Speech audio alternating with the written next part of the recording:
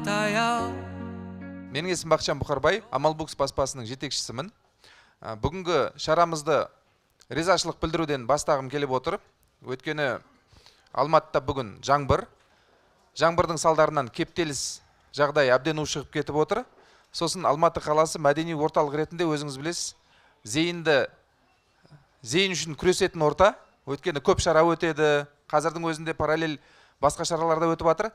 Алтын уақыттарыңызды, алтын зейіндеріңізді біздің шарамызға арнағаныңызға ризашылығымды айтқым келеді. Осындай кептеліске, осындай ауа райына қарамастан бізге уақыт бөлгендеріңіз үшін рахмет айтқымыз келеді. Бүгінгі біздің шарамыздың негізгі тақырыбы біз Амалбукс баспасы, яғни шығарған Айлакер диктаторлар кітабы. Авторлары Сергей Гуриев және Даниэл Трисман, әлемге танымал сарапшылар.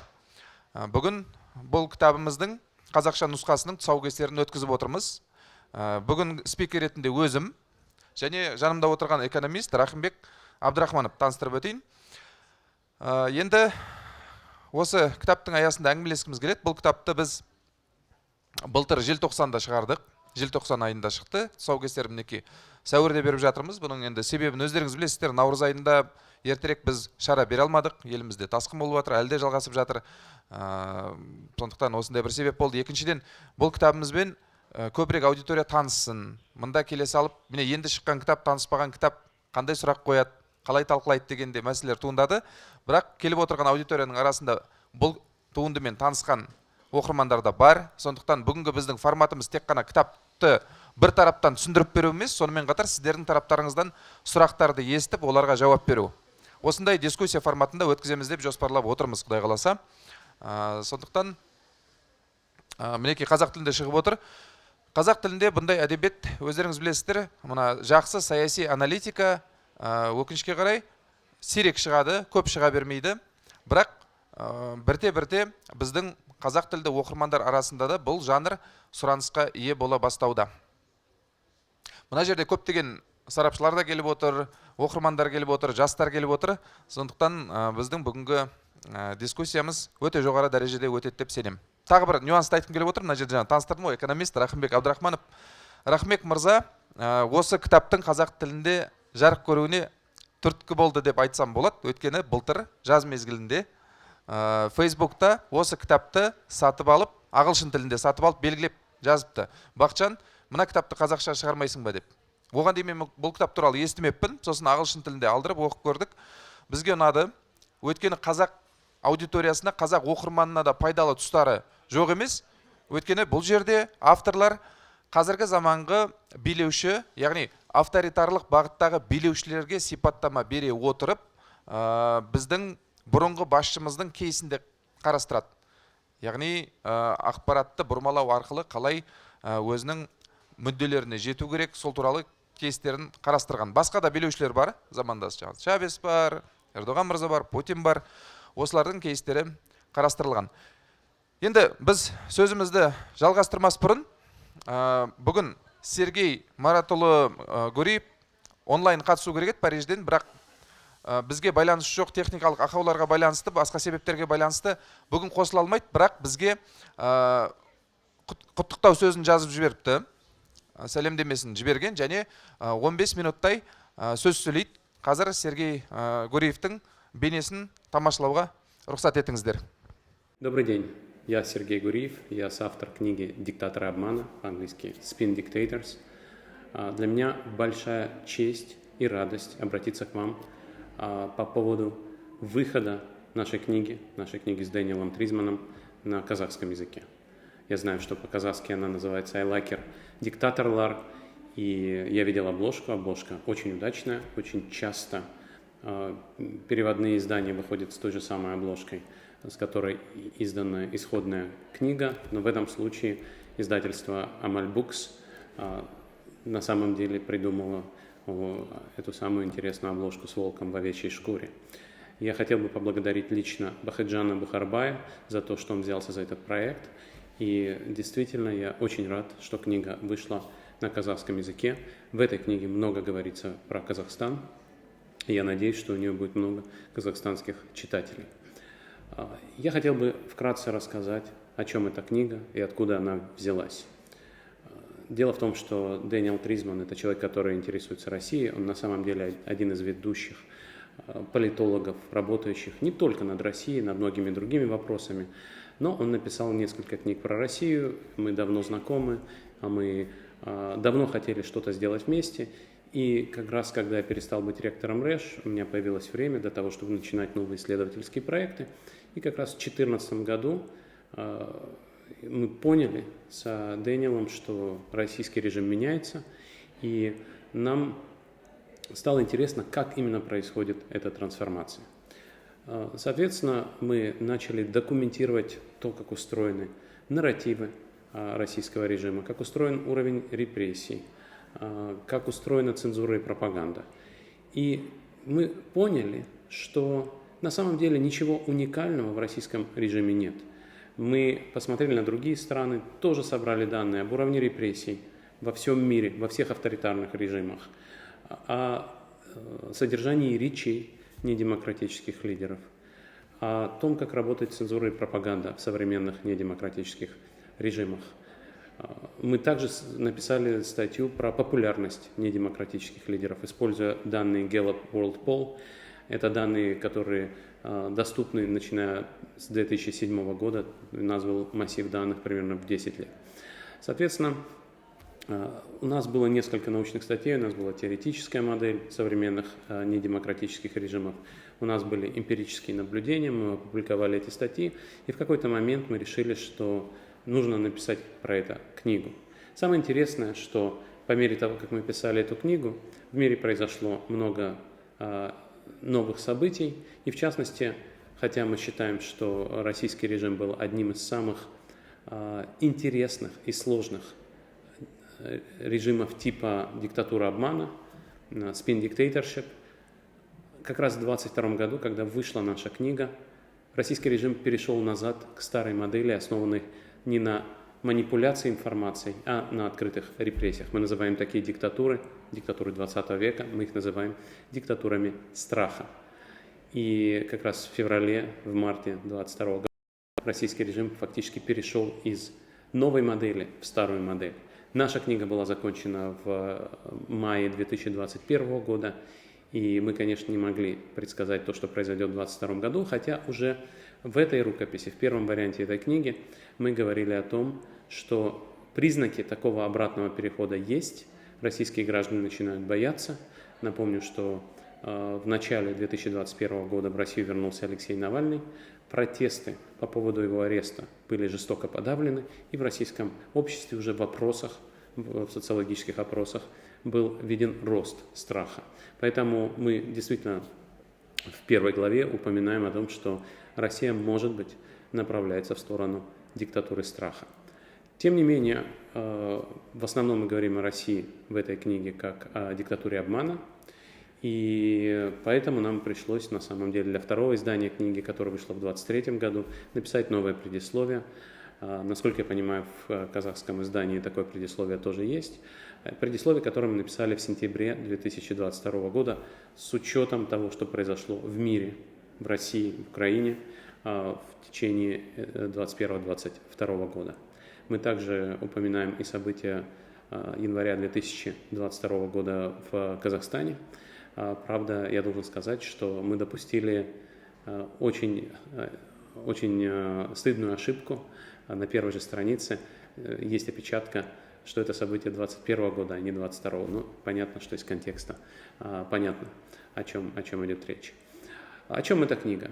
Книга как раз документирует трансформацию, качественную трансформацию недемократических режимов по всему миру. Раньше диктатуры были открытыми, идеологическими. Они не стеснялись того, что они диктатуры. Они не стеснялись того, что они занимаются идеологической пропагандой и цензурой. Грубо говоря, в Советском Союзе был главлит, было Министерство цензуры. В Советской Конституции было написано, что коммунистическая партия является руководящей и направляющей силой общества. Ни о какой мультипартийной системе, многопартийной системе речь не шла. Была идеология и были открытые репрессии. Иногда более интенсивные, иногда менее интенсивные. Но самое главное, что эти режимы, такие как Советский Союз, гитлеровская Германия, Китай Мао Цзэдуна, Кампучия Пол Пота, не стеснялись того, что они сажают людей в тюрьму, убивают людей. Были статьи Уголовного кодекса за антисоветскую деятельность и пропаганду. В этом смысле диктатуры гордились тем, что они диктатуры. Сегодняшние недемократические режимы в большинстве своем, мы показываем в книге на данных, что большинство недемократических режимов сегодня – это диктатура обмана. Это диктатуры, которые притворяются демократиями. Это диктатуры, которые имеют выборы, многопартийную систему, парламент, в котором есть больше, чем одна партия. Это диктатуры, в которых цензура является скрытой, и граждане могут даже не знать, что они живут в стране с цензурируемой прессой. Это диктатура, где пропаганда устроена не идеологически, у таких режимов, как правило, нет идеологии. Это пропаганда, которая на самом деле рассказывает историю о том, что лидер компетентен. Лидер управляет страной лучше, чем любая возможная альтернатива. И если вы посмотрите на содержание речей новых диктаторов, старых диктаторов, вы увидите, что старые диктаторы говорили о насилии, репрессиях, идеологии, врагах. Новые диктаторы говорят об инфляции, безработице, образовании, неравенстве, как и демократические лидеры. Если просто посчитать слова, то видно, что между выступлениями, между текстами выступлений новых диктаторов и демократических лидеров нет статистической значимой разницы. В то время как диктаторы 20 века имели такую статистически значимую разницу, они говорили больше о насилии, репрессиях, страхе и идеологии. В этом смысле это интересный феномен, и в книге мы говорим о том, что, во-первых, его можно и нужно задокументировать. Это первая часть нашей книги. Вторая часть нашей книги – это объяснение того, как эти режимы функционируют. Мы говорим о том, как эти режимы используют насилие скрытым образом. Насилие по-прежнему есть, репрессии по-прежнему есть, но режимы их отрицают.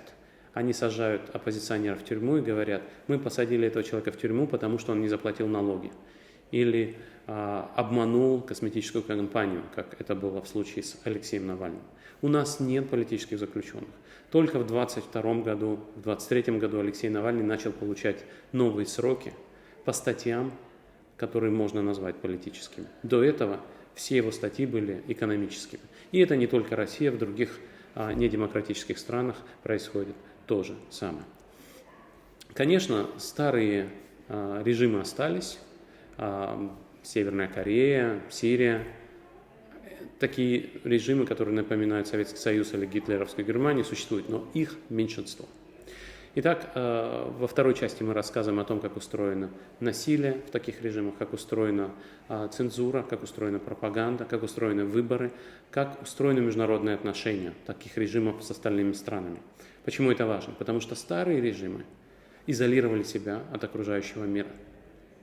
Новые режимы как раз и хотят быть интегрированы в мировую экономику, потому что они притворяются демократиями именно для того, чтобы быть рукопожатными, чтобы ездить в Давос, чтобы встречаться с демократическими лидерами, чтобы привлекать иностранные инвестиции и технологии. И в этом смысле даже интересно, что старые лидеры одевались в военную или полувоенную форму, а новые лидеры одеваются в деловой костюм для того, чтобы выглядеть как нормальный демократический лидер. В третьей части нашей книги мы отвечаем на следующие два вопроса. Во-первых, почему произошла эта трансформация? А во-вторых, что Западу, демократическим странам, нужно делать с такого рода режимами? Как отвечать на эту трансформацию? Соответственно, в 7 главе, где мы обсуждаем то, откуда взялись эти режимы, мы говорим о том, что это результат действия так называемого модернизационного коктейля, куда входит модернизация, экономическая трансформация, глобализация, приход новых технологий, особенно технологий коммуникации. В современном мире диктатору старого образца существовать трудно. Давайте посмотрим на Северную Корею. Даже Северная Корея сейчас меняется, но в целом Северная Корея, страна, которая изолирована от всего мира, не может процветать. Процветание берется от иностранных инвестиций, технологий, от экспорта, который, в свою очередь, легче делать, если вас мировое сообщество не считает открытым извергом и убийцей. Соответственно, вот эта трансформация модели экономического роста приводит к тому, что современным диктаторам легче функционировать, притворяясь демократами. Еще одна важная вещь – это, безусловно, конец Советского Союза, падение Берлинской стены. Это важно, потому что до конца советской модели у Запада был экзистенциальный враг. Запад понимал, что есть большая часть мира, которая настроена против западной модели, и, соответственно, они закрывали глаза на открытых диктаторов правого толка.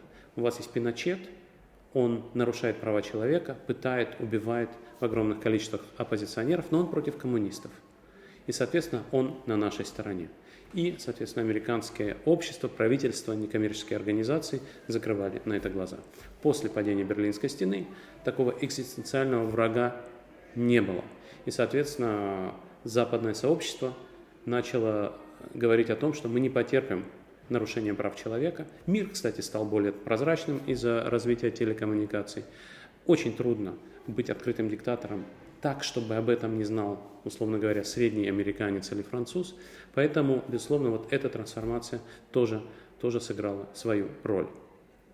И в последней главе мы говорим о том, что же делать с такого рода режимами. И мы говорим о том, что в таких режимах обычно есть здоровые силы, есть гражданское общество, есть легитимные бизнесмены, не коррумпированные правительством, есть студенты, ученые, эксперты, журналисты, и с ними нужно поддерживать контакт. При этом этот контакт должен быть с открытыми глазами.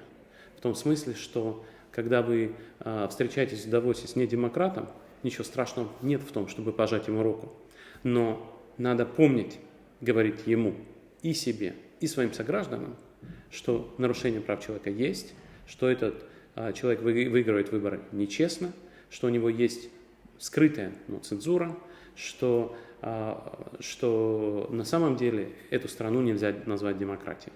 Еще очень важно защитить международные организации от проникновения такого рода режимов, потому что эти режимы пытаются внедриться в международные организации и использовать их в своих интересах.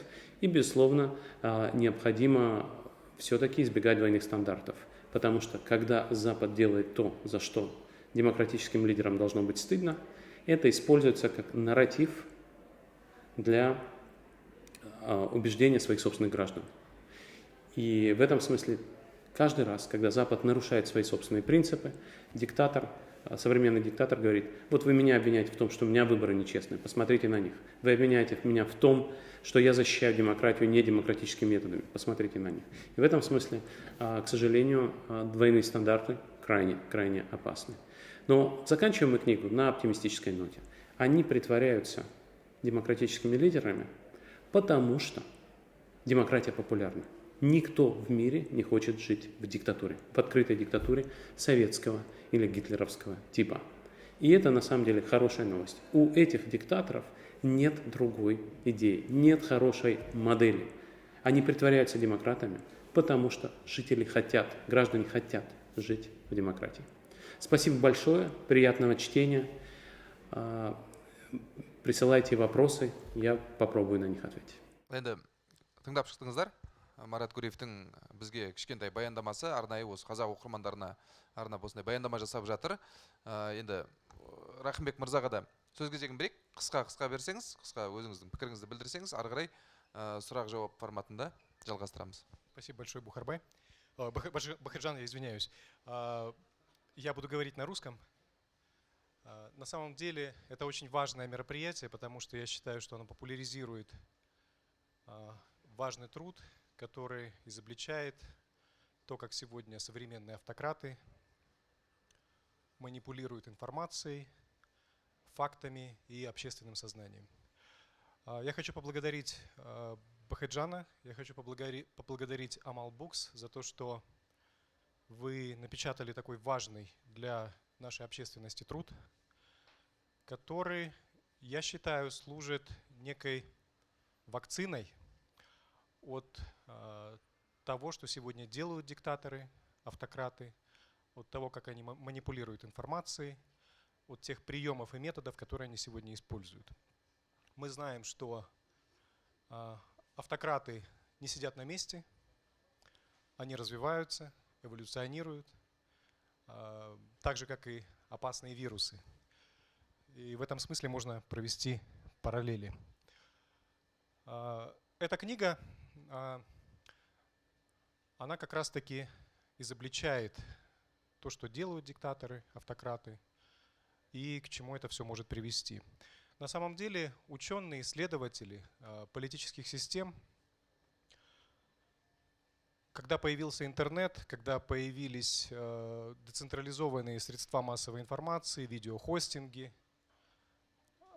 обрадовались, потому что думали, что интернет существенно сократит возможность и информационное поле для авторитарных диктаторов продвигать собственные нарративы. Но этого не произошло.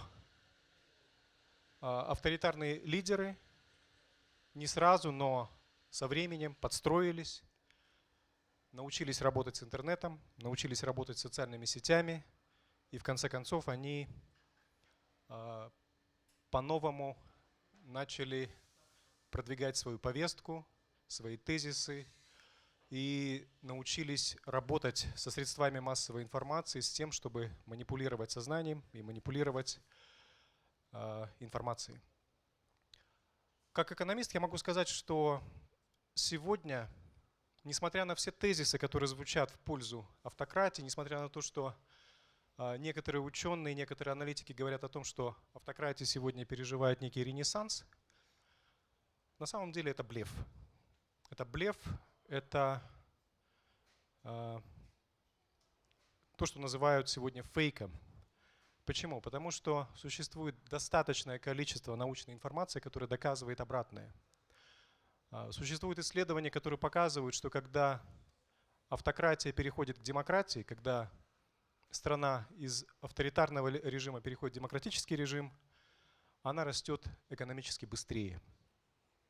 На 1% в год, но тем не менее в среднесрочной, долгосрочной перспективе это серьезные макроэкономические величины. Кроме того, существуют исследования, которые показывают, что демократии распределяют доходы и богатства гораздо справедливее, гораздо инклюзивнее, как сейчас говорят, чем авторитарные страны.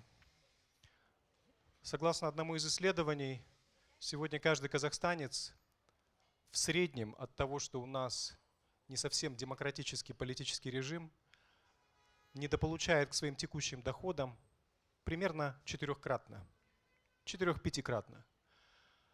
И можно сказать, это как гипотеза, если вдруг Казахстан со временем перейдет к демократической модели управления и доходы выровняются, то наши граждане будут получать значительно больше. Но это тезис. Это гипотеза, которую нужно либо подтвердить, либо опровергнуть. Кроме того, я подытожу, есть исследование, которое показывает, что демократии, и это статистически значимые факты, демократии способны генерировать высокие технологии, экономический рост и высокий уровень жизни. Несмотря на то, что существуют автократии, которые якобы опровергают эти факты, и тут мы говорим о таких странах, как Сингапур или Южная Корея, на самом деле экономическая история показывает, что демократические режимы, успешные демократические практики воспроизводятся, ну если нелегко, то они воспроизводятся, а успешные авторитарные практики практически не воспроизводятся. Они одни в своем роде. Я на этом, наверное, закончу. Я думаю, что очень важную информацию сегодня сказал Сергей Гуриев. Я только дополняю то, что он сказал. Еще раз хочу поблагодарить Бахеджана за этот важный труд, за труд, который является вакциной, на самом деле, от того, что сегодня делают современные авторитарные лидеры. Этот труд существенно ограничивает их возможности манипулировать фактами, информацией и нашим с вами сознанием. Я желаю каждому вдумчиво прочитать эту книгу. И я надеюсь, что она займет свое достойное место в вашей домашней библиотеке. Спасибо. Көп рахмет. Енді сұраққа кезек берейік. Сұрақтарыңыз болса, оқып келгендер болсын, оқымаған болсын, ешқандай айырмашылық жоқ. Сұрақтарыңызды мейлінше қоя берсеңіздер болады. Спасибо, дорогие презентаторы, спикеры, Бахаджан и Рахимбек. И благодарим, конечно, Сергея Гуриева, который сделал такое подробное введение. Я хотела вот вопрос задать Бахаджану. Понятно, что вы сами переводили эту книгу, или вы были редактором, там я прочитала. Можете ли сказать, с какими сложностями вы столкнулись при переводе? Потому что терминология вот эта, даже само название книги, которая называется «Диктаторы обмана», вы перевели как Айлакер «Диктаторлар». Может быть, это очень хорошее название, но, может быть, оно не совсем точное, да? Ну, в смысле, оно очень звучное, и мне кажется, оно, насколько я могу судить. Но там есть такие вещи, вот, например, он сейчас говорил, Гуриев, о том, что есть такая терминология у диктаторов, что она отходит от такой, от терминологии насилия, да, к терминологии, которая связана с экономическими терминами, там, показателями какими-то. Даже вот эта, ну, у нас вот терминология вот этих граф, да, в которых расположен, там вот эти диктаторы расположены, там, например, Сталин и Гитлер, они где-то в правом краю, а Путин уже находится ближе к левому краю. Вот было ли сложно вам вот это все переводить и находить казахские эквиваленты? И можете ли вы привести вот несколько примеров, с которыми вы столкнулись, где были трудности и как вы выходили из этой ситуации? Сұрағыңызға рахмет. На самом деле, мы эту работу делали командно. Я единственный выступил редактором, поскольку у меня базовое политологическое образование, и мне легче ориентироваться в терминологии. Но, тем не менее, я хочу сказать, что переводчик блестяще справился с задачей. Там были какие-то неточности, я сейчас навскидку не вспомню, где требовались познания политолога, где небольшие корректировки я вносил, но, тем не менее, на 95% текст был переведен достаточно корректно. Моя же задача заключалась в том, чтобы максимально упростить текст для восприятия, поскольку в наше время, ну, я не знаю, книга — это, наверное, скажем так, старомодный инструмент, который требует огромного количества внимания, концентрации, что является дефицитом в наше время. Да? И когда ты даешь достаточно научный текст еще в казахском переводе в сложном виде, то ты тем самым уменьшаешь вероятность книги быть прочитанной. Поэтому я акцентировал внимание на том, чтобы текст был достаточно простым для восприятия. Мне кажется, с этой задачей мы справились. Что касается названия, конечно, вообще была задумка оставить как есть, да, спин-диктаторлар. Поскольку в политологии есть термин, как в русском языке, так и в казахском, спин-докторлар. То есть прецедент как бы есть, и можно было бы пойти этим путем и оставить спин-диктаторлар. Но с другой стороны, это навряд ли смогло бы привлечь внимание, да, поскольку название выносится на обложку, а обложка, вот как издатель говорю, это 50% книги. Ведь другая часть, другая половина — это текст, собственно. Если обложка не цепляет покупателя, да, который зашел в магазин, то книга, скорее всего, не будет прочитана. Поэтому очень важно нейминг указать правильно. И Айлакер Диктаторлар в этом отношении, мне кажется, очень удачное название, поскольку на русском языке это диктаторы обмана, оно не совсем верно передает политологическую коннотацию термина, да, spin dictators, но тем не менее этот термин был принят, и сам автор Гуриев постоянно цитирует это название, да, то есть диктаторы обмана, диктаторы обмана. Но здесь больше, наверное, спин — это больше манипуляция технологиями, да, средствами массовой информации. И в казахском языке айла — это, ну, термин чуть-чуть глубже, чем просто обман. Потому что айлай, там и манипуляции, это какие-то уловки, ухищрения. Это не просто вот в лобовую, да, обмануть, а вот включает какой-то компонент, где ты допускаешь, да, манипуляции. Ну вот особенности языка. Поэтому мы думаем, айлакер диктаторлар это отлично. С другой стороны, видите, вот как сам Сергей Маратович отметил, мне не нравится обложка оригинальная. Потому что когда мы выкупали права на эту книгу, я не стал отдельно приобретать права на обложку, поскольку обложка мне не нравится. На самом деле, я, когда впервые увидел, да, в вашем посте картинку, я думал, там пилот изображен какой-нибудь там авиакомпании. А оказывается, это вот просто военная форма по образцу, условно, там диктаторов 20-го столетия. Но, насколько я помню, этих диктаторов в форме, они были немного тучными.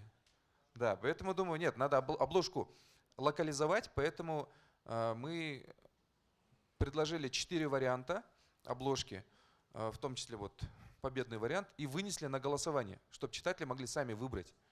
И путем голосования мы выбрали эту обложку. Она лучше раскрывает «Қой терісін жамылған волк в овечьей қасқырлар». шкуре, да? Да, это вот такая расхожая фраза. Конечно, некоторые первые читатели говорили, что, ну, блин, у нас, у казахов, у тюрков волк всегда почитается, как, да, бөрі. Что мы, вот, тюрки происходят от волчицы. Поэтому, когда мы говорим қасқыр, да, ну, қасқыр, хан емессің, қасқырсың, қас албасты, басқырсың, да. Қасқыр это, наверное, более нижняя градация, а вот бөрі это вот что-то высшее. И я говорю, есть еще категория волка, абадан называется. Ну, абадан это условно Кенесары. Когда абадан терпит поражение, вся нация идет уже в другом русле. Есть единицы. Поэтому пусть будет қасқыр, ничего страшного. То есть это не бөрі, это қасқыр, есть еще абадан, ну, это вот казахская такая терминология. И очень важно было локализовать обложку, поскольку этот сюжет известен нашему читателю. Я тяжело представляю обложку с оригинальным принтом, да, который, по-моему, они взяли, выкупили американцы у... Как вот этот ресурс называется?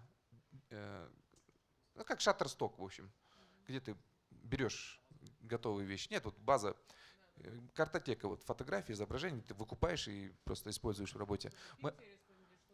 Да, вот как Shutterstock они вот это выкупили, а мы нарисовали сами. То есть было предложено 4 варианта, и этот вариант победил. Поэтому мы смогли вот локализовать таким образом. В принципе, никаких сложностей не было, потому что как политологу мне текст достаточно знакомый, плаваешь в предмете. Единственное, вот мне хотелось максимально упростить подачу, чтобы казахоязычная аудитория, неискушенная, скажем, тогда в такой литературе, потому что на казахском языке таких книг не так много, она могла открыть книгу и задержаться как можно дальше, потому что книга тоже не тонкая, там 300 с лишним страниц, как можно дольше задержаться, когда ты читаешь. Вот такая задача стояла. Ну, судя по первым отзывам, нам это удалось, потому что мне пишут и 20-летние студенты, говорят, блин, я прочитал эту книгу, глаза прозрели на многие вещи, которые происходят в обществе. Оказывается, во всем виноват интернет. Я говорю, нет, не совсем интернет, это же инструмент. Говорю, ну, в любом случае направление верное, да, там про интернет, но чуть-чуть опыта не хватает. Говорю, ну, читай дальше, все поймешь. Вот такие дела. Спасибо. Ну, конечно, можно поспорить насчет того, что насколько вообще корректно разделять вот в таких режимах вот обман и насилие. Мне кажется, это все-таки зависит от ситуации и эволюции, и необходимости в какие-то моменты чего-то больше, чего-то меньше. Там, в этом и вся разница. Мне кажется, вот с точки зрения вот вообще самой сути. Ну, с точки зрения цели, естественно, цели у всех разные. Где-то экономически есть процветание, где-то в большинстве странах с таким режимом процветания нет, потому что его и как бы такой цели не стояло никогда.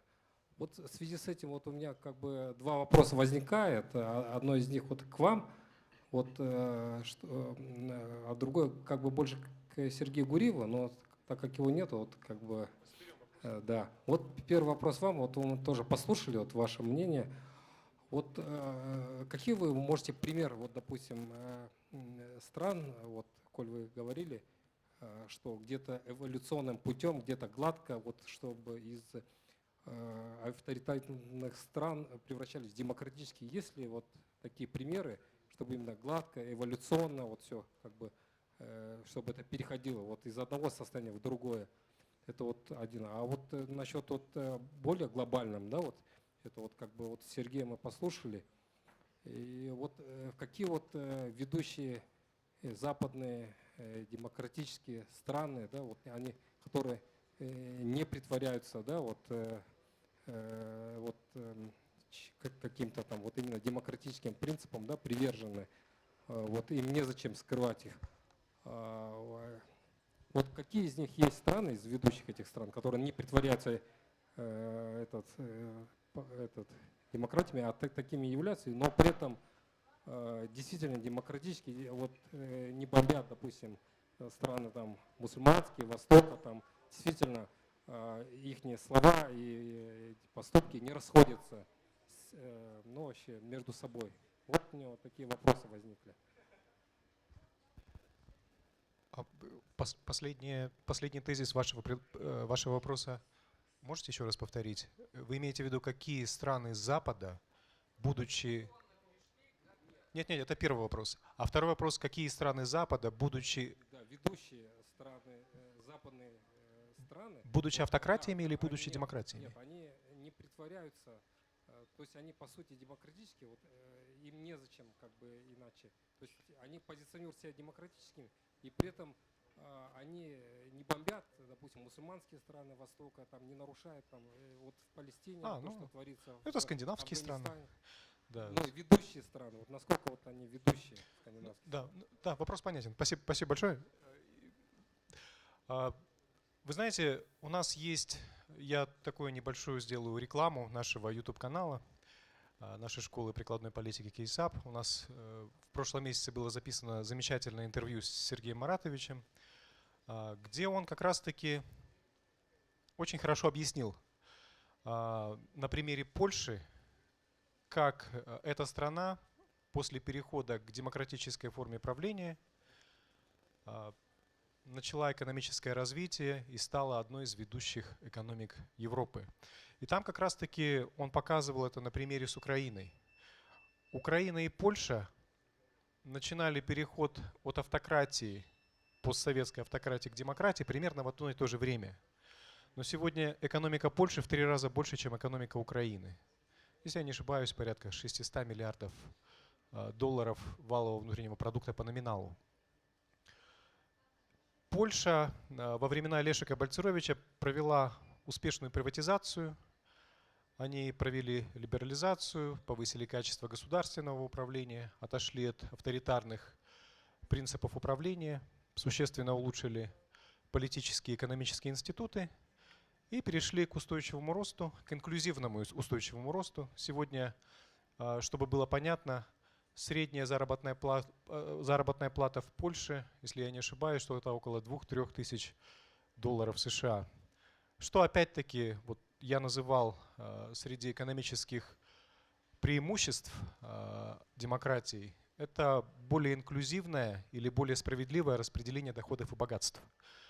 И если вы посмотрите на ВВП Польши и поделите это на 12 и сравните это со средними заработными платами в различных отраслях, то вы увидите, что эти величины, они коррелируют между собой. Возьмите Германию, которая после Гитлера перешла на другие принципы политического управления во времена Конрада Аденауэра и существенно изменила и экономическое качество, и политическое. Вы говорили о том, насколько это безболезненно происходит. Эволюционно, безболезненно. Ну, я думаю, что безболезненно это произойти не может. Мы это видели во времена Михаила Саакашвили. У нас было прекрасное интервью с Михаилом Саакашвили в Киеве в 2021 году, где примерно мы как бы это тоже обсуждали. Во времена Михаила Саакашвили многие вещи происходили, ну, наверное, через колено, потому что страна достигла такого уровня коррупции, такого уровня концентрации людей в органах государственного аппарата, национальных компаниях, что реформировать это безболезненно было очень сложно. Да, и были массовые увольнения, вы помните, как реформировали полицию, наверное. Да, и в этом смысле Я думаю, что у Сергея Маратовича достаточно интервью, достаточно данных. И в этой книге, кстати, тоже есть отдельные примеры, где можно проследить то, как страны менялись, как страны меняли политические системы. Сейчас мы все видим, что вот российская оппозиция, которая, в принципе, могла бы консолидироваться, но она сейчас как раз переживает особенно трудный момент, потому что начинается как раз вот рассмотрение с помощью вот этого фильма «Предатели», который выходит фондом коррупции ФБК, да?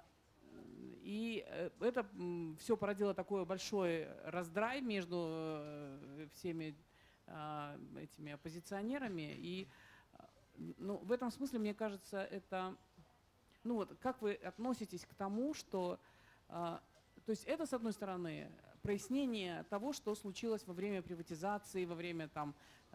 Вот вы сейчас приводили Лешика Бальцеровича, да, который был в Польше, а как раз в России, вообще в Советском Союзе, у нас это было несколько по-другому. Есть ли смысл нам, например, сейчас анализировать вот эти процессы так, в Казахстане, например? Или это тоже породит какие-то, вместо консолидации общества, это породит вот такие, серьезные распри, можно сказать, и невозможность вот там перейти от экономики, от какого-то режима к более демократическому?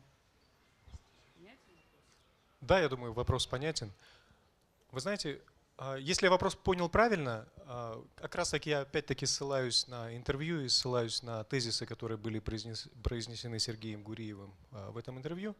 Мы задали ему вопрос о том, можем ли мы перейти к более эффективному экономическому развитию и поменять наши политические институты, сделать их более инклюзивными, или, проще говоря, демократизировать их, без серьезных потрясений и без того, что мы можем за это в конечном итоге поплатиться своими территориями или государственностью, как сегодня мы это видим на примере других стран. И он сказал, что это можно сделать этим путем относительно. Этим путем шла Армения, идет Армения. Вот. Кроме того, вот ваш вопрос насчет приватизации, это тоже очень интересный момент. У нас был вопрос о том, мы знаем, что в Казахстане приватизация была скомпрометирована. У нас было 3 волны приватизации, которые не дали нам более эффективного перераспределения собственности, активов в экономике. После этой приватизации не был создан средний класс. Мы По расчетам нашей школы сегодня средний класс в Казахстане составляет что-то около 3%. Официально это около 15-20%. И то, что приватизация была скомпрометирована, это не значит, что ее не нужно проводить. Сегодня в Казахстане государство под крышей национальных компаний скопило активов на что-то около 1 года ВВП. Это 200 миллиардов долларов США или даже больше. И эти активы на самом деле могли бы очень эффективно работать в экономике, если бы они были в частной собственности. Мы как экономисты в этом смысле имеем некий консенсус. Мы считаем, что частный собственник, он активами может распорядиться гораздо лучше, нежели коррумпированная национальная компания. Но в тот же момент есть один нюанс. Проводить приватизацию в условиях коррумпированной политической системы неэффективно, потому что результаты будут примерно те же самые. Вот. И поэтому надо читать книгу Сергея Гуриева, чтобы лучше разбираться в том, что происходит. Оставлять все как есть нельзя, потому что через 30 лет закончится нефть, через 30 лет закончится поток нефтедолларов, и мы окажемся неспособными что-то покупать за рубежом. Около 90% того, что мы сегодня потребляем, я имею в виду готовую продукцию, мы это все закупаем за доллары, евро или китайские юани. Когда у нас не будет притока валюты, мы не сможем покупать телефоны, гаджеты, компьютеры, автомобили, самолеты, запчасти к самолетам. И в этом смысле надо понимать, что диверсификация нам в любом случае нужна. Если мы не хотим закончить как страны третьего мира, которые когда-то подавали надежду, но потом скатились к бедности, нищете и технологической периферии.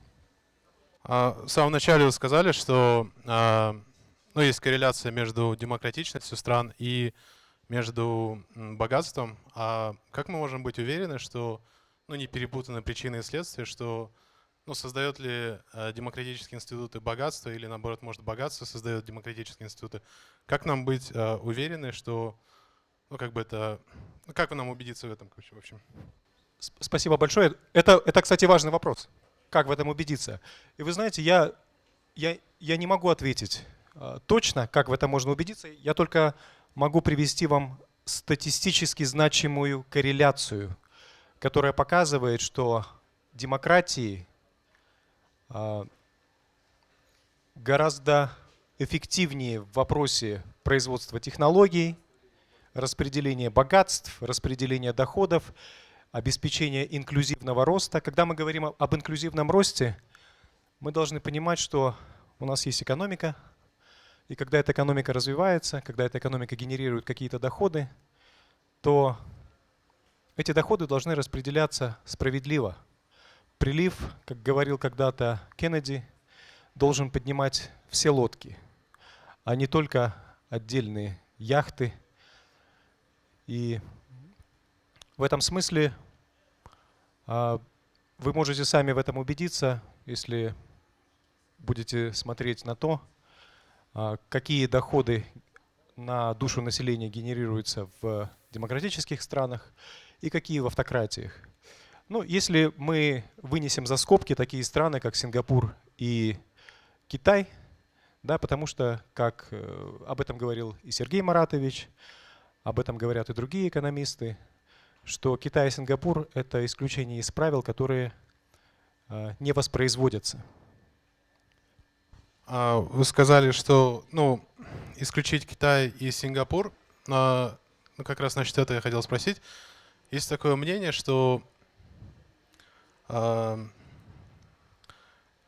демократия подходит только для уже развитых государств, а что догоняющие государства, они, чтобы воспроизводить развитие, они должны повторять те действия, которые уже были сделаны развитыми странами. И они могут это сделать только не демократическими способами. Ну, есть такой термин диктатура развития.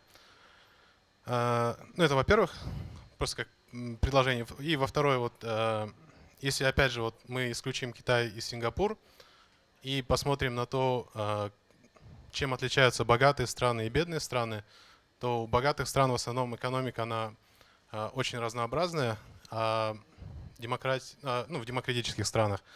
А в странах автократических она обычно очень такая однообразная. И ну, это в основном ресурсы, и эти государства берут ренту с этих ресурсов и живут на них. И нет ли тут такого, что, ну, как говорится, базис и настройка, что такие простые экономики, они вынуждены быть, не вынуждены, а обречены быть автократичными, потому что такова их экономика, такой базис у них. И только сложные экономики, развитые уже, могут быть демократичными. Да, спасибо большое. Я думаю, что это тот тезис, который опять-таки разгоняют цифровые автократы, которые хорошо описаны в этой книге.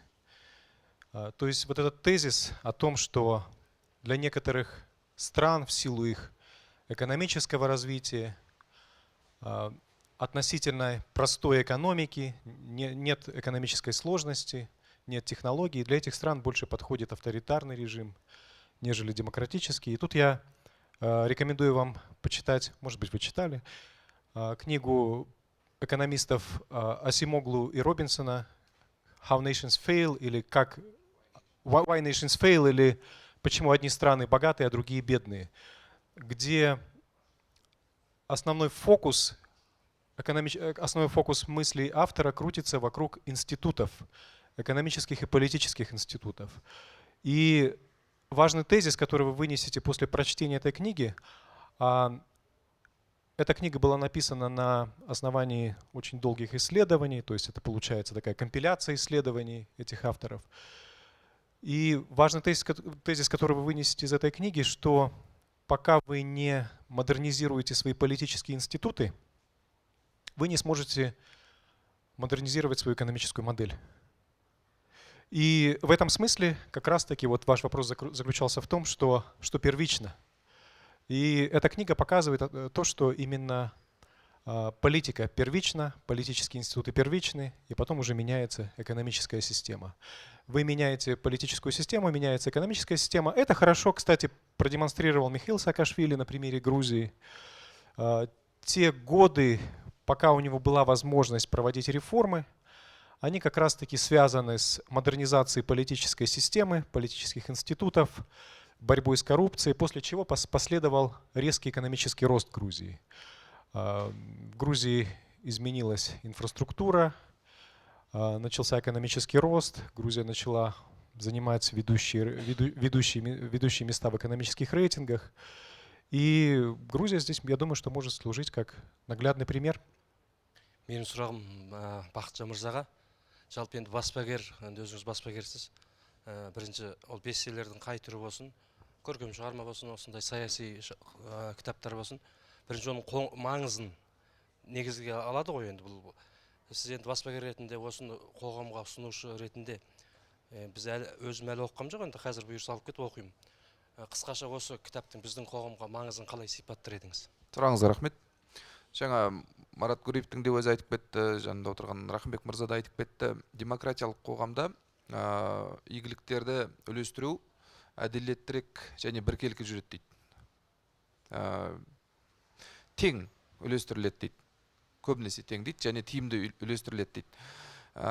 Бізде демократияға қоғам тарапынан сұраныстың болмай жатқан бірден бір себебі халықтың санасында демократия жаппай, қаймана қазақтың санасында демократия туралы түсініктер жоқ. Түсінік болмаған соң сұраныста болмайды. Бұндай ақпараттарды біле бермейді. Сондықтан бұл кітап ең алдымен осы мәселені түсіндіруге жол ашады оқырман үшін. Осындай корреляцияларға көзі жете бастайды. Яғни авторитарлы қоғам мен демократиялы қоғамның арасында әртүрлі айырмашылықтар бар. Соның ішінде игіліктерді үлестіру тарапынан айырмашылық.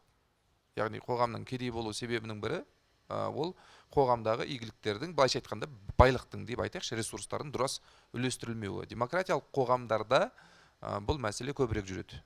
Теңірек, тиімдірек үлестіріледі. Яғни осындай нәрселерге көзі жетіп жатса, халықтың бәрі демократияны адам құқықтары деп қолдап кетпес көпшілігі. Өйткені оған бәрібір де бір белгілі дәрежеде білім керек, басқа нәрсе керек дегендей. Бірақ әрбір адам бақуатты өмір сүргісі келеді. Осы тұрғыдан осындай нәрселер, идеялар жетіп жатса, бәлкім сол кезде ғана ашылатын шығар. Бұл бірінші мәселе. Екінші мәселесі қазақ қоғамының енді көпшілік үшін былай сөйлеуге де ыңғайсыз, бірақ десе де қазір біз көріп отырғанымыз әсіресе жас буынның арасында саяси сауаттылық мәселесі төмендеу. Саяси сауаттылық мәселесі төмендеу, және бұл тұрғыда Гуриев пен Трисманның кітабы, еңбегі сенің авторитарлы билеушілерің билікте ұзағырақ отыру үшін қандай манипуляцияларға барады, қандай әдіс тәсілдер арқылы сені алда барбайды. Сен оны байқамай да қаласың. Міне соның тәсілдерін жіліктеп оқырманға жазып беріп отыр. Яғни бұл контенттің, бұл кітаптың оқырмандарға қолжетімді болуы өте маңызды. Өйткені қазақ тілінде саяси әдебиет, саяси сауаттылықты арттыруға бағытталған әдебиет көп шыға бермейді. Және біз осындай кітаптарды шығарған кезде қоғамда саяси сауаттылықтың да арттырғанын қалаймыз. Артқанын. Яғни саяси сауаттылық біздің мақсатымыз болса, қазір көріп отырғанымыз саяси қараңғылық. Біле бермейді. Қай жерден келіп сені алдап жатыр дегендей. Енді бұрынғы басшыға қатысты айтатын болса, мысалы 30 жыл қалай ұшып өткенде білмей қалдым. Саяси сауат бәлкім көбірек болғанда, көбірек нәрсе болар ма еді дегендей үміттерді. Сондықтан бұндай контенттің болғаны маңызды. Оқырман түсіне бастайды, жаңағы себеп салдарын түсіне бастайды. Қазірден бастап өзінің себеп салдарын көрсе тізбегін, өзінің рөлі қандай, өзінің қазір атқаратын міндеті қандай, бәлкім осындай нәрселерді ойлана бастай ма. Егер бірдеңе санасына кіріп атса, бәлкім әрекетке көше ме дегендей азаматқа айналуға. Жалпы осы біздің ниетіміз шығарып отқандағы. Бұл енді бір үлкен бір коммерциялық мақсаттар қойып отырмыз деген сөз емес. Өйткені бұл жанрға өкінішке орай сұраныс қатты көп емес, бірақ ол сұранысты қоздыру керек. Өйткені орыс тілінде болсын, ағылшын тілінде болсын, саяси тақырыпта жазылған кітаптар өте көп. Және орыс тілді аудитория болсын, немесе ағылшын тілінде оқитын аудитория болсын, саяси тақырыпта жазылған кітаптарға қызығушылығын білдіреді ұдайы. Бізге қатысты айтатын болсақ, ондай қызығушылық әлсіз, және оны күшейту керек. Барлықтарыңызға қайырлы кеш. Бақытжан мырза, сізге де. Мен кітапты оқып шықтым. Негізі кітаптың сұлбасы оқуға ынта береді. Және де кітапты оқу барысында бірақ нәрсе ойыма келе берді. Ол біздің мемлекет демократиялық қой. Соған байланысты бірінші сұрағым. Демократия дегеніміз не деген сұраққа ақш-тың 16-шы президент Авраам Линкольн былай жауап береді. Демократия ол халық таңдаған, халықтың басқару және халық үшін дейді. Қазіргі Қазақстанның саяси ахуалына байланысты Қазақстан осы Авраам Линкольн сипаттап берген демократиялық даму жолына түсе ала ма? Сұрағыңызға рахмет. Негізі түсе ала ма деген сұраққа жауап беретін болсақ, түседі деген үміттен арылмау керек. Өйткені демократия деген ол мақсат емес, ол жол. Демократия ол деген мінекей бір қол жеткіздің, болды демократия болып қалады деген нәрсе емес, ол жол. Мысалға дамыған демократиялар бар қоғамдарды алатын болсақ, тіптен Американың өзі қазіргі күйіне бірден жеткен жоқ.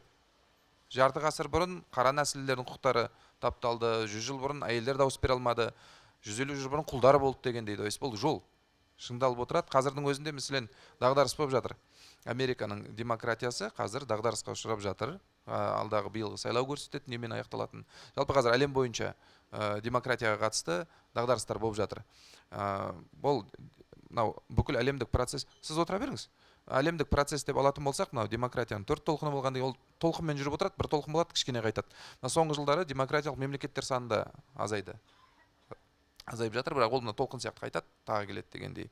Негізі үміт үзбеу керек, демократиялық қоғамға қарай бағыт алу керек. Әрине әртүрлі болжамдар жасауға болады, пессимистік болжамдарға басымдық беріп қоюға болады. Мәселен, қай кезде осы былтыр деймін, кім келіп кеткен, Фукуяма, соның кітабының Steppenwolf баспасындағы әріптестеріміз Фукуяманың кітабын қазақшылап шығарды. Сол кезде Фукуяма мырза, Фрэнсис Фукуяманың өзі де келді. Сол кезде осы сұрақ қойылды.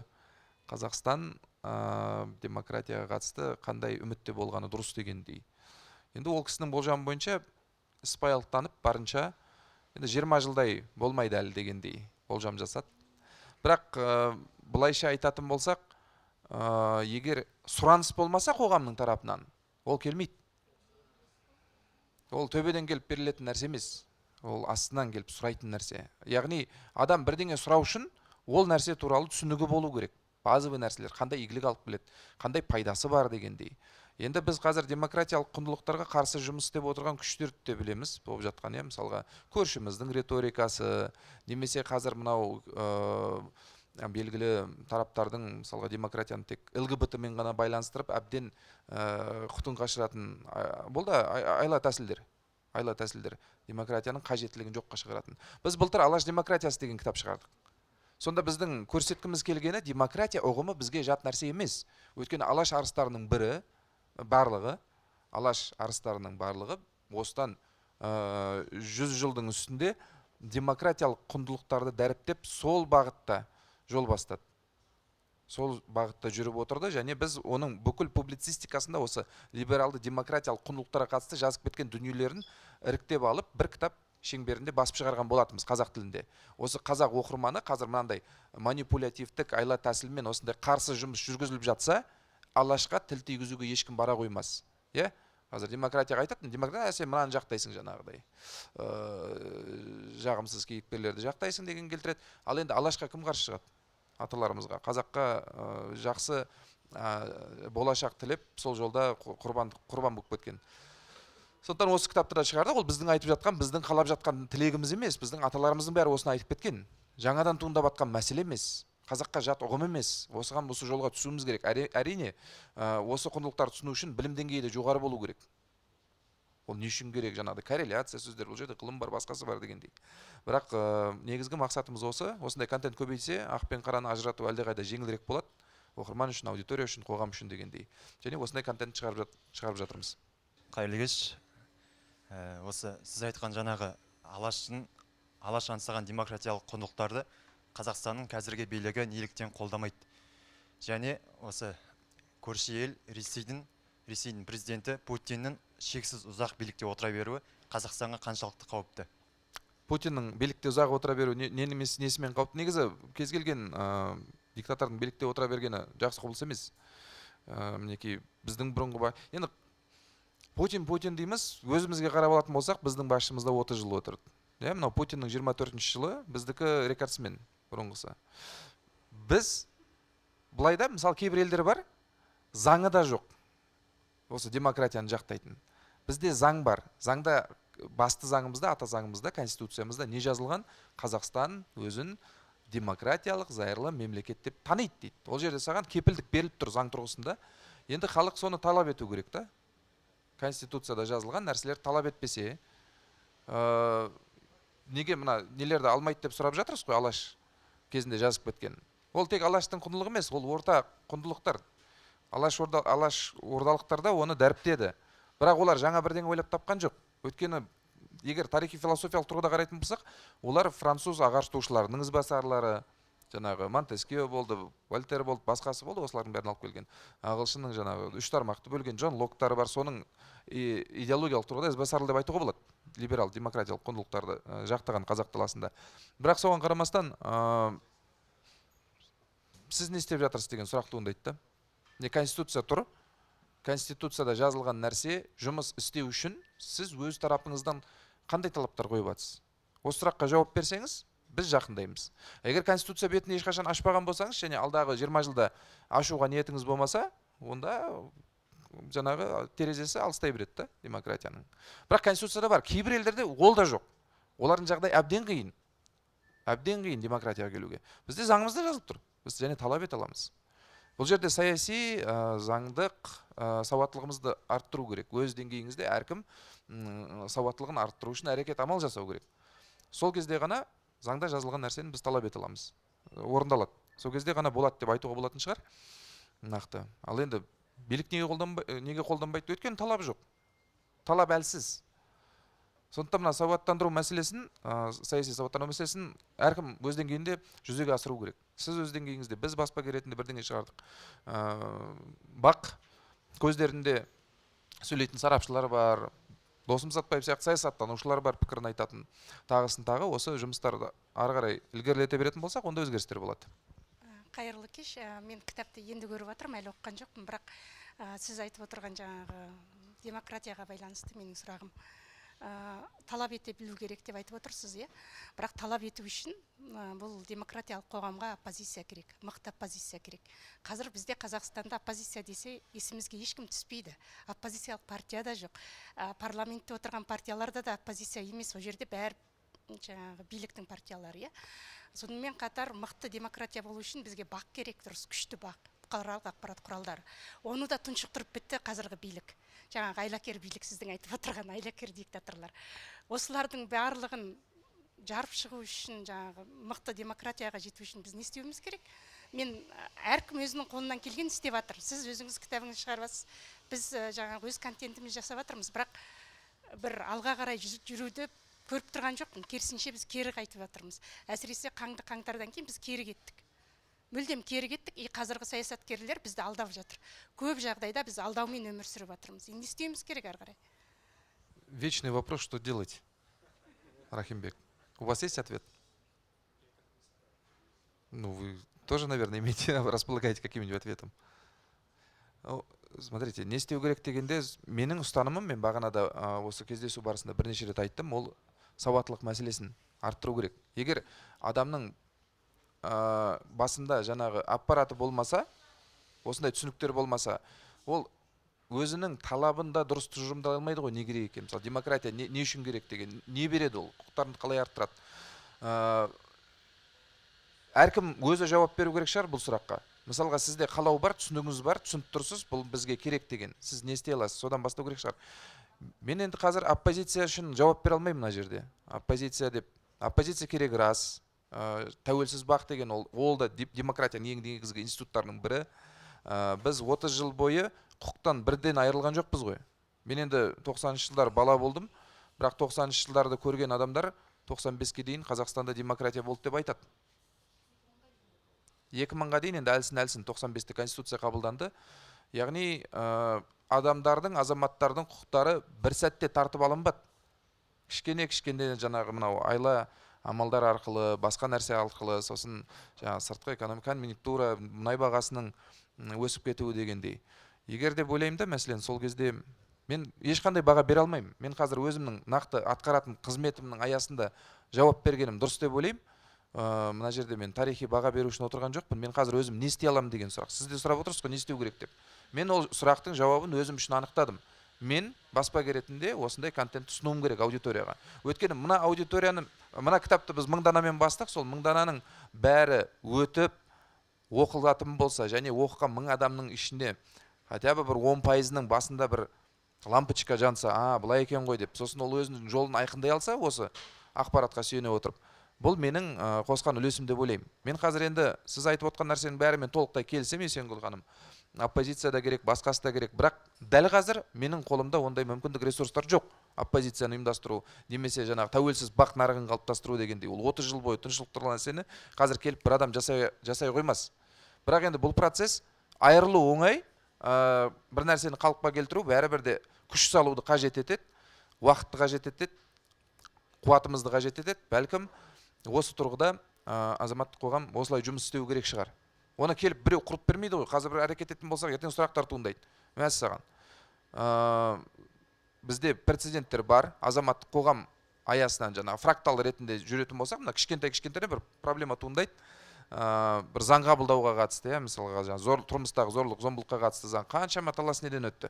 Қаншама азаматтық белсенділік болды. Ол болмағанда ол да жоқ. Осыдан бірнеше жыл бұрын мына қаншама біздің жаңағы дөмшеміз бар, қаншама біздің қараңғымыз бар, солардың бәрі қарсы шығып, кезінде қабылданбай қалды.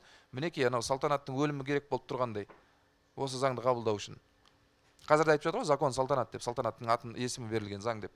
Міне бәрібір қабылданды. Мен айтамын да, мінекей қаншама мынау заң жобасымен таныспаған адамдар қаншама үндеу тастады. Біздің жаңа баламыз тартып алады, сүндетке отырғыза алмай қаламыз, анау мынау деп неше түрлі қараңғы нәрселерді айтып, қаншама әйел өліп кетті осы бірнеше жылдың ішінде. Сөйтіп қоғам оянып, осылай бір сауат артып, бәлкім содан кейін үлкен бір нелерге ұласатын шығар. Фрактал принципімен қозғалыс болып. Әркім өзінен кейін өз жауап беру керек деп ойлаймын сұраққа. Не істеу керек деген. Мен өзім жауабымды таптым, мен істеп жүрмін. Я добавлю, может быть, немножко отвлеченно от того вопроса, который вы задали. Есть еще такой интересный индекс, его рассчитывает Всемирный банк. Многие эксперты, политэкономы ругают этот индекс, ругают в целом методологию Всемирного банка, с недоверием относятся к тому, откуда они берут данные, как они считают. Этот индекс называется «Качество государственного управления». Worldwide Governance Indicator, который показывает, который ранжирует разные страны по качеству государственного управления. Там есть, это такой скомпонованный, компаудированный индекс, который учитывает такие вещи, как эффективность правительства в сдерживании коррупции, подотчетность, эффективность в управлении экономикой и так далее. И этот индекс показывает, какая страна, насколько хорошо, какая страна и насколько качественным политическим управлением она обладает. Мы со своей стороны в школе КИСАП сделали такую сравнительную таблицу, где сравнили страны по экономическому развитию и по качеству государственного управления. И мы увидели, что чем выше у вас качество государственного управления, тем экономически более развито, тем, опять-таки я повторюсь, тем более инклюзивно в вашей стране распределяются доходы и богатства, и тем более экономически развита ваша страна.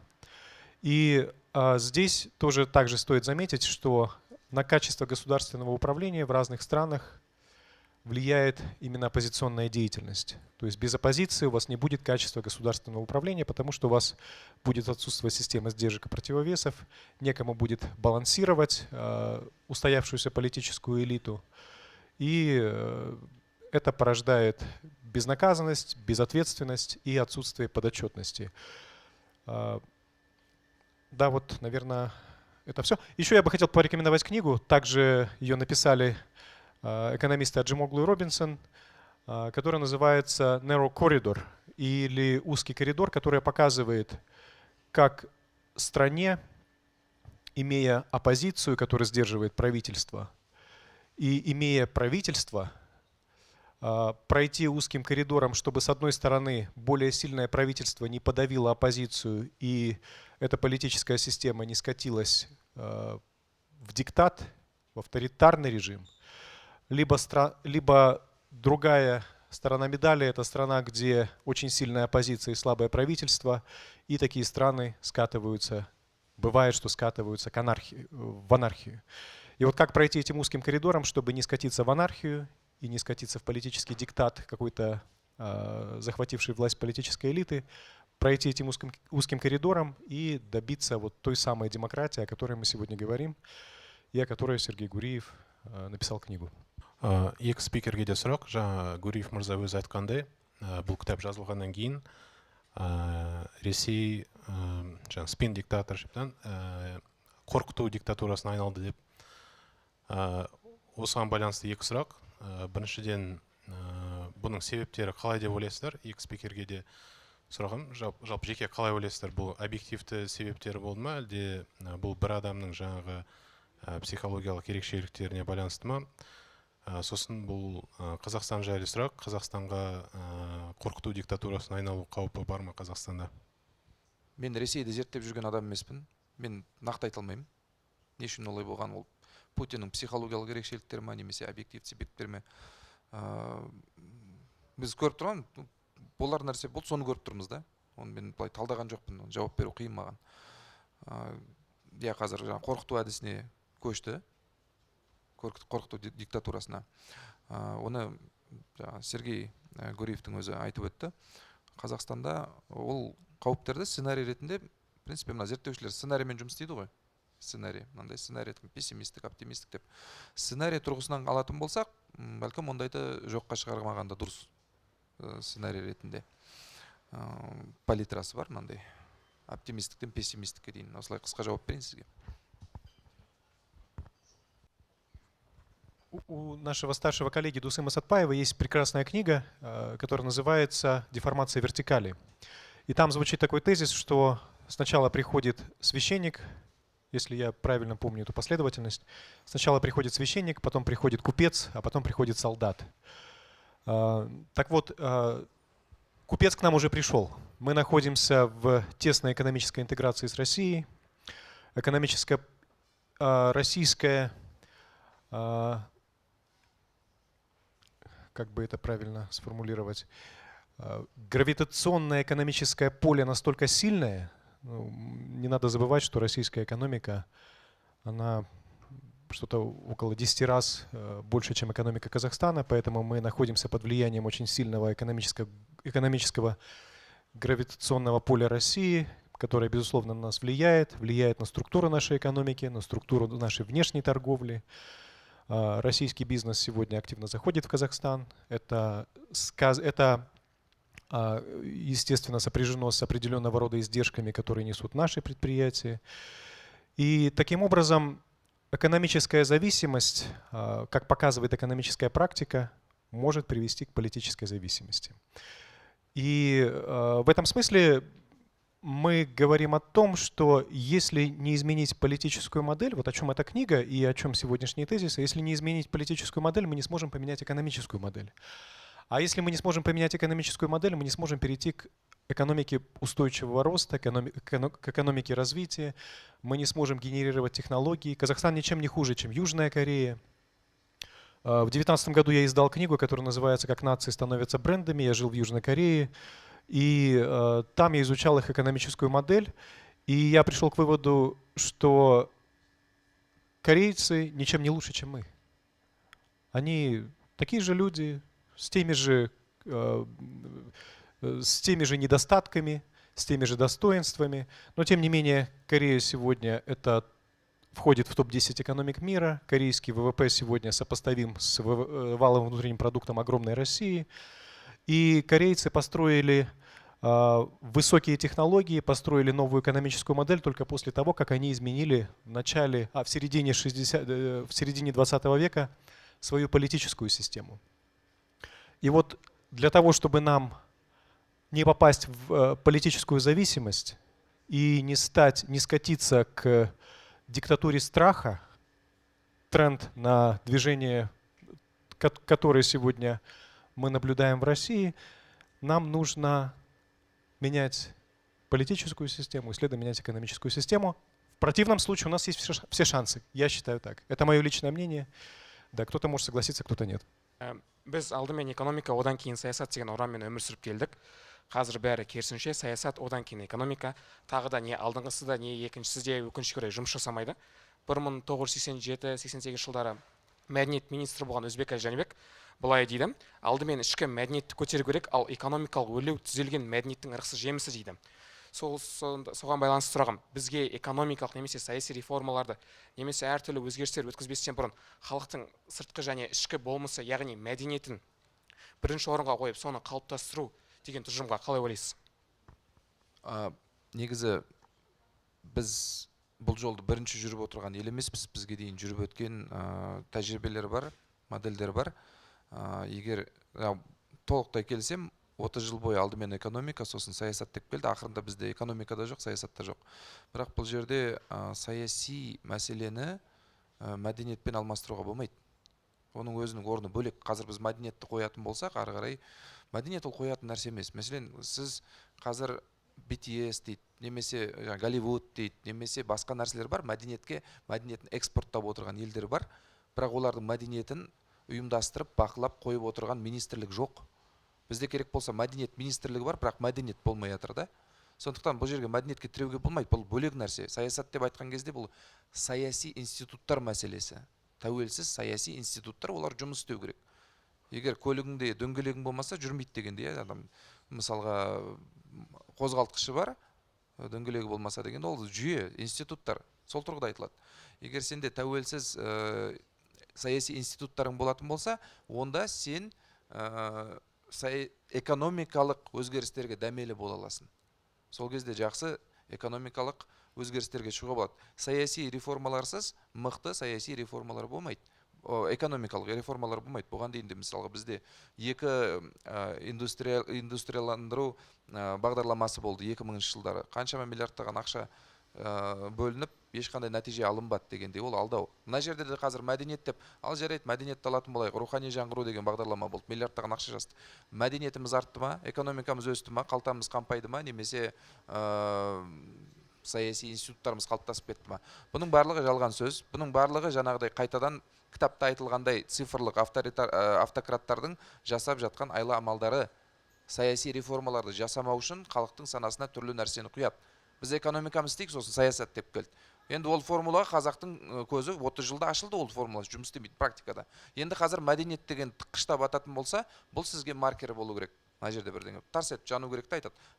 Мінекей бізді қайтадан манипуляцияға салып жатыр, саяси реформалар менің құқықтарымды бермеу үшін, менің қоғамымда саяси институттарды қалыптастырмау үшін қайтадан цифрлық автократтар осындай айла тәсілдерге барып жатыр деген маркердің ғана белгісі болу керек.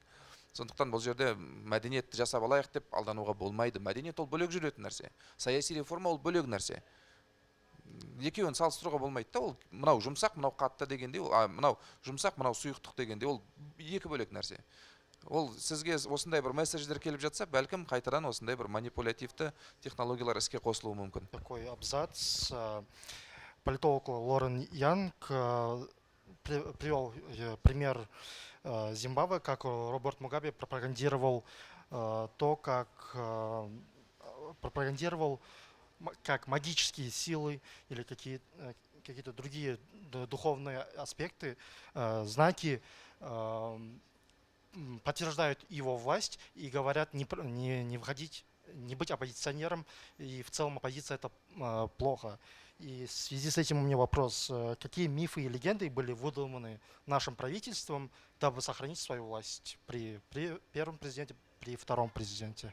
Вообще политология, насколько я помню университетскую программу, есть парадигмы, которые объясняют природу происхождения власти. Да? То есть в менее развитых обществах на начальном этапе истории это была божественная парадигма, которая говорит, что всякая власть от Бога.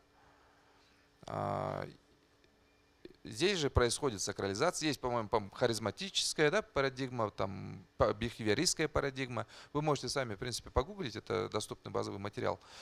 мы можем замечать, что раз в обществе, ну, я не знаю, как в Зимбабве было, там вуду и другие вещи, но если в обществе, в государстве, мне вот это слово государство не очень нравится, потому что от слова государь, да, а мы как бы вот государева служба, мемлекет там может быть, олд. Но тем не менее, если в государстве есть признаки сакрализации, то это тоже своего рода маркер, который показывает на уровень политической грамотности. Вот предыдущий спикер говорил, мы не говорили о том, что общество не образовано, мы говорили про то, что оно политическая грамотность в обществе хромает. То есть вот в таком контексте информация подавалась.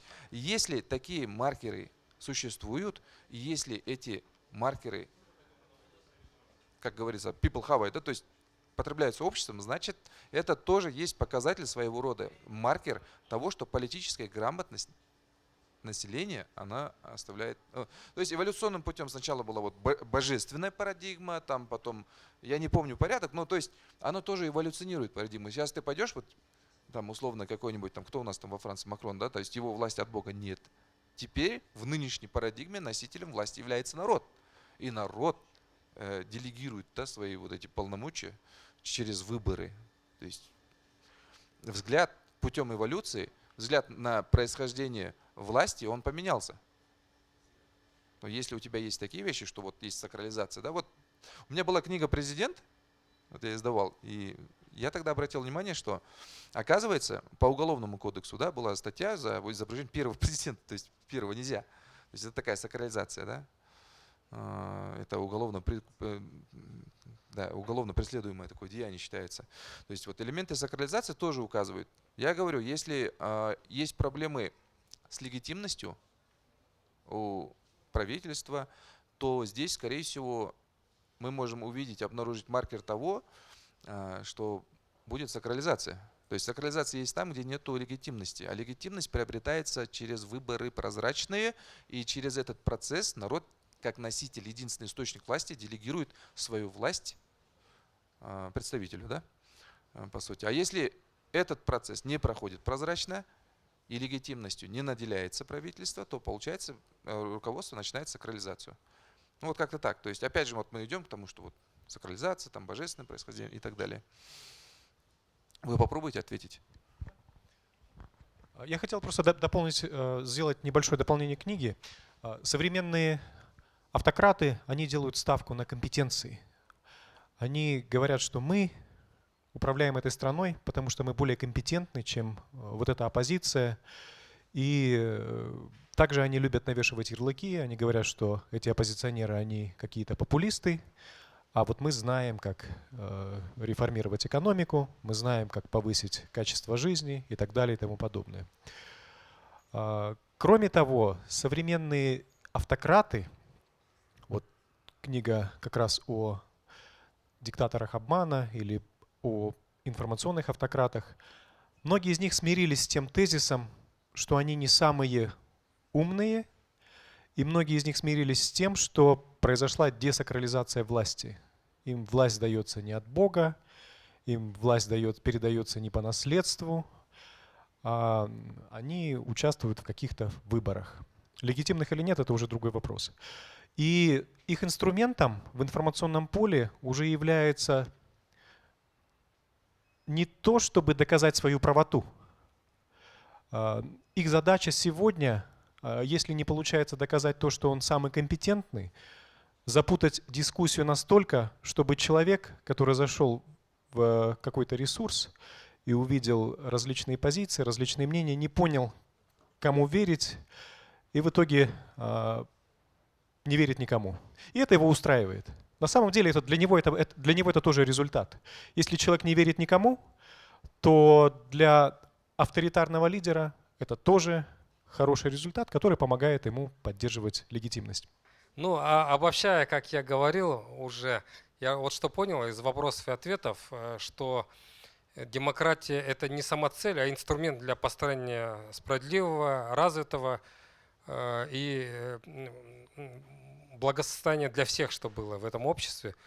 И второе, я что понял, что все наши болячки в обществе, то есть это коррупция властей, ну, высших властей, понятно, да, дело. Простой специалист ничего не решает. И бедность большинства, да, простого народа, который живет, выживает. Вот, и слабость, общая слабость страны, да, вот заключается в невежестве, да. И в этом отношении у меня вот короткий вопрос вам. Там, так для кого же это все-таки эта книга? Для власть придержащих высших, да, чтобы они прочитали, изучили, поняли что-то наконец-то?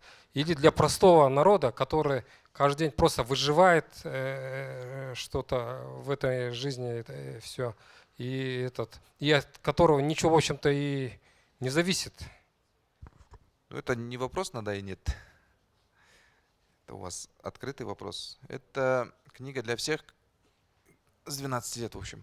Для самой широкой аудитории. Единственное ограничение — это 12, потому что мы должны в соответствии с законодательством маркировать возрастной возраст указывать. Плюс 12, 12 плюс. Всем. То есть это не конкретно там власть придержащим, не конкретно, ну, для самой широкой аудитории. Да. У вас... Книга написана действительно научно-популярным стилем, и это делает ее доступной для широкой аудитории. Это не сложный, громоздкий академический язык, который читать могут только люди из академической среды или какие-то узконаправленные эксперты. Эта книга написана тем языком, который позволяет этот труд популяризировать среди широких масс. Ваш вопрос был, кому читать?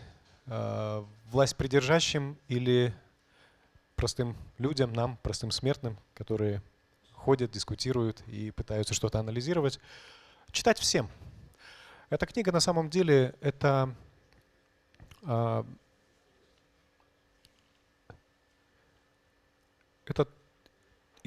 такой, как бы правильно сформулировать, для диктатора это, безусловно, вызов. Для диктатора это ущерб.